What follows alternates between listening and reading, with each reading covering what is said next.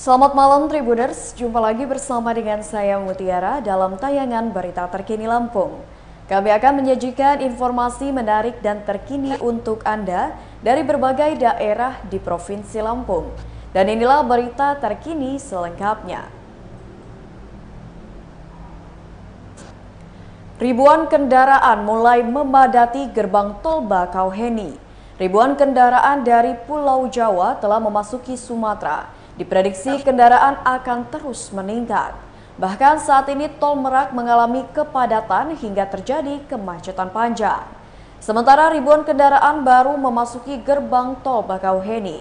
Hal ini pun dikeluhkan seorang pemudik menuju Pulau Sumatera, mengeluhkan kondisi arus lalu lintas mudik Lebaran 2022. Karena terjadi kemacetan lalu lintas menuju Pelabuhan Merak dari gerbang tol Merak, Banten.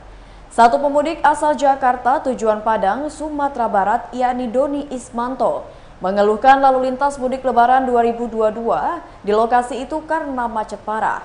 Doni melaksanakan mudik Lebaran 2022 ini dari Jakarta ke Pelabuhan Merak mulai pukul 6:30 waktu Indonesia Barat.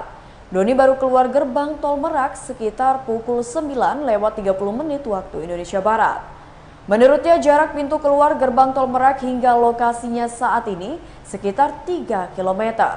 Jarak yang hanya sejauh itu dibutuhkan waktu tempuh 3 jam dengan kondisi di luar panas. Doni pun berharap pengelola pelabuhan PT ASDP Indonesia Ferry dan petugas terkait segera melakukan penguraian kemacetan agar mudik menjadi lebih nyaman dan aman. Beberapa hari lalu berita itu macet mau ke Pelabuhan Merak dan mereka bilang sudah bisa mengantisipasinya. Tapi sekarang macet lagi, ucapnya.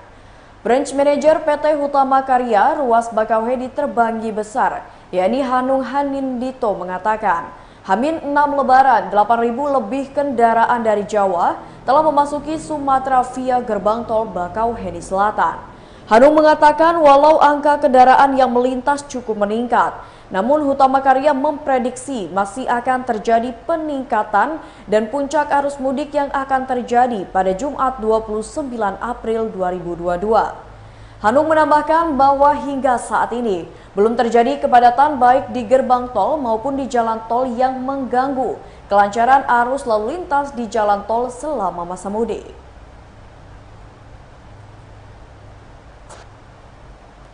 Berita selanjutnya, terlambat bayar tagihan listrik, lampu jalan Kota Bandar Lampung sempat padam. 2 malam belakangan jalanan di Kota Bandar Lampung dalam kondisi gelap gulita. Hal ini lantaran lampu penerangan jalan umum diputus PLN pada 25 hingga 26 April lalu. Usut punya usut.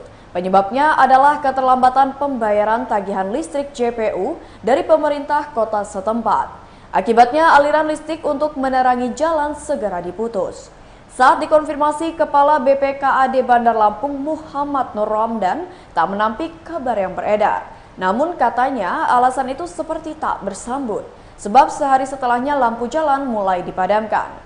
Pihaknya memastikan kondisi serupa sudah tidak terjadi mulai malam ini, yakni Rabu 27 April 2022. Menyoal pembayaran, kata Ramdan, tagihan listrik untuk pembayaran PJU ialah sebanyak 6 miliar rupiah per bulan dalam hitungan pembulatan.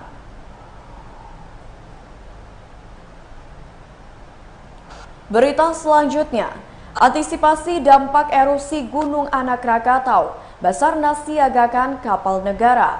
Badan Search and Rescue Nasional atau Basarnas menyiagakan kapal negara SAR 443 Basudewa di perairan Lampung Selatan.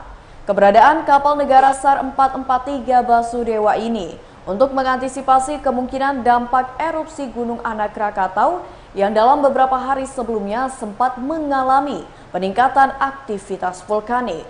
Kapal SAR berukuran besar ini juga disiapkan untuk membantu arus mudik Lebaran 2022. Dikatakan Denny sejauh ini untuk aktivitas GAK terpantau mulai menurun, di mana secara visual juga terlihat sudah aman. Namun pihaknya tetap berkoordinasi dengan BPVMBG, pos pantau GAK di Hargo Pancuran, Lampung Selatan. Terpisah, Kepala Pos Pantau Gunung Anak Rakatau Andi Suwardi menuturkan, GAK telah mengeluarkan berkilo-kilo ton SO2 atau sulfur dioksida. Andi mengatakan dari 1 hingga 24 April 2022, Gunung Anak Krakatau sudah 21 kali meletus dengan 155 kali mengeluarkan hembusan. Sejak 24 April 2022, Badan Geologi memutuskan status Gunung Anak Krakatau menjadi level 3 atau siaga. Badan Meteorologi, Klimatologi, dan Geofisika meminta masyarakat mewaspadai ancaman terjadinya tsunami pada malam hari, seiring meningkatnya aktivitas erupsi Gunung Anak Krakatau di Selat Sunda. Menurut Kepala BMKG Dwi Korita Karnawati, status Gunung Anak Krakatau saat ini sudah meningkat dari level 2 atau waspada menjadi level 3 atau siaga. Ia kemudian menjelaskan bahwa secara historis, Gunung Anak Krakatau pernah menimbulkan tsunami beberapa kali dan hal itu bisa saja terjadi lagi. Sementara di sisi lain, masyarakat sulit melihat secara visual adanya gelombang tinggi yang mendekati pantai pada malam hari akibat aktivitas GAK.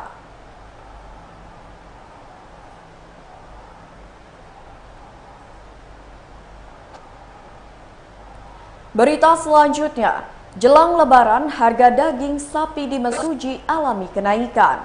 H-4 jelang Lebaran, harga daging sapi di sejumlah pasar di Kabupaten Mesuji melonjak tinggi. Saat ini daging sapi di pasaran menyentuh harga Rp150.000 per kilogram.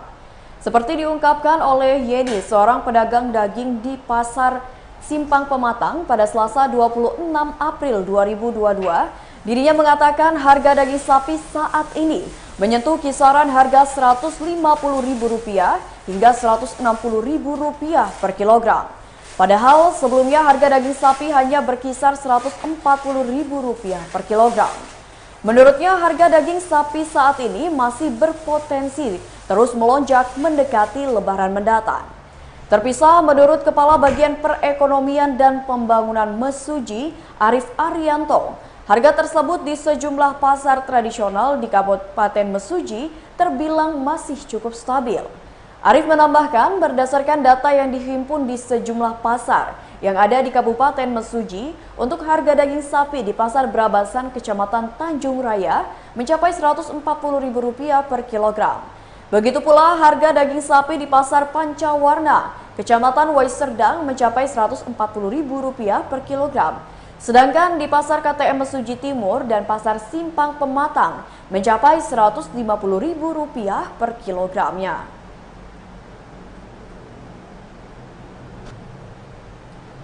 Berita selanjutnya, baru dibentuk tim anti begal Polresta Bandar Lampung langsung amankan pelaku begal. Tim anti begal Polresta Bandar Lampung langsung menciduk pelaku begal usai dibentuk pada Senin 25 April 2022 kemarin. Tim yang diketuai Kanit Ranmor Satreskrim Polresta Ibtu Asaidi diketahui memburu para pelaku begal alias curanmor. Hasilnya, satu orang pelaku begal berhasil ditangkap, yakni Hendra Bakti alias Kucing berusia 22 tahun. Ia ditangkap saat berada di kediamannya di Desa Negara Batin, Lampung Timur. Dari tangan tersangka, tim menemukan 2 unit sepeda motor Honda Beat yang diduga kuat hasil pencurian. Tersangka Kucing mengaku sudah melakukan aksi curanmor di wilayah hukum Polresta Bandar Lampung sebanyak 3 kali. Kucing menyebutkan saat beraksi dirinya bersama temannya berinisial HB yang saat ini masih dalam pengejaran petugas kepolisian. Menurut Kucing, motor-motor korban dieksekusi oleh HB. Komplotan ini menyasar sepeda motor di area parkiran rumah maupun toko. Motor hasil curian belum langsung dijual. Menurutnya, motor tersebut disimpan terlebih dahulu di kediamannya. Selanjutnya, motor tersebut akan dijual ke penadah dengan harga kisaran Rp2 juta. Katim Anti Begal Polresta Bandar Lampung Ibtu Asaidi menyatakan pihaknya berhasil mengidentifikasi pelaku berdasarkan dari laporan korban. Selain itu, pihaknya melakukan penyelidikan berdasarkan rekaman CCTV di sekitar tempat kejadian. Saidi menjelaskan pihaknya turut mengamankan 2 unit sepeda motor Honda Beat. Motor tersebut berada tak jauh dari kediaman tersangka. Atas perbuatannya, pihak kepolisian akan menjerat tersangka dengan pasal 365 KUHP. tentang pencurian dengan pemberatan dengan ancaman pidana maksimal 7 tahun penjara.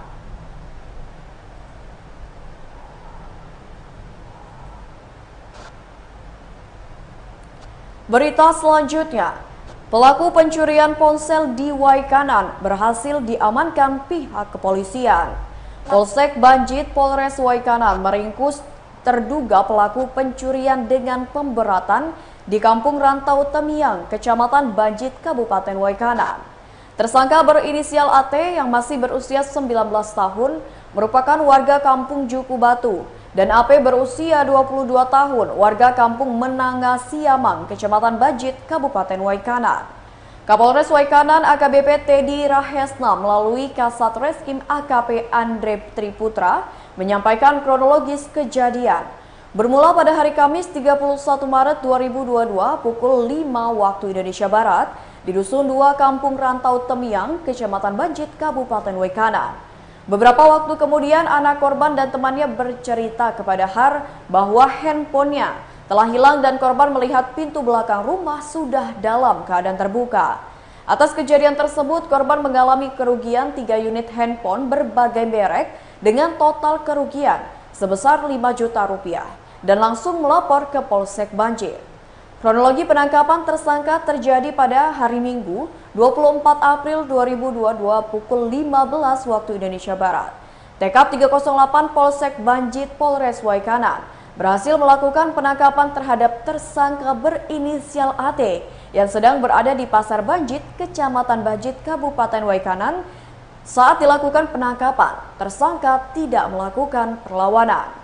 Berdasarkan keterangan dari tersangka AT di tempat terpisah pada hari yang sama pukul 21:30 waktu Indonesia Barat, petugas pun berhasil melakukan penangkapan terhadap AP tanpa ada perlawanan. Saat sedang berada di Talang Berandai, Kampung Menangan Siamang, Kecamatan Banjit, Kabupaten Waikanan. Selanjutnya petugas membawa tersangka dan barang bukti berupa 2 unit handphone merek Vivo berwarna hitam milik korban dan 1 bilah senjata tajam jenis pisau garpu milik tersangka ke Mapolsek Banjit untuk melakukan penyidikan lebih lanjut. Atas perbuatannya, pelaku melanggar pasal 363 KUHP tentang pencurian dan pemberatan dengan ancaman hukuman pidana penjara maksimal 7 tahun.